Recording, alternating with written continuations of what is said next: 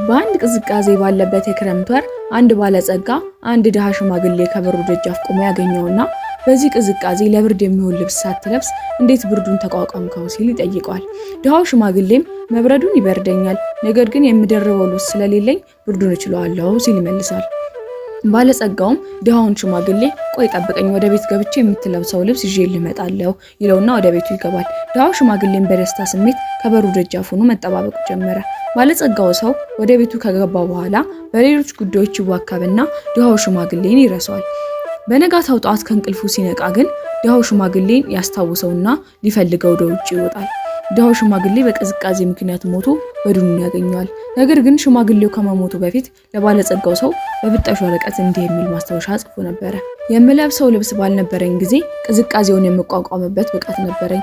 ነገር ግን አንተ የምለብሰውን ልብስ እንደምታመጣልኝ ቃል ስትገባልኝ በቃልህ ላይ ተስፋዬን አደረኩኝ። በዚህ ምክንያት ቅዝቃዜውን የመቋቋም አቅሜን አጣሁኝ።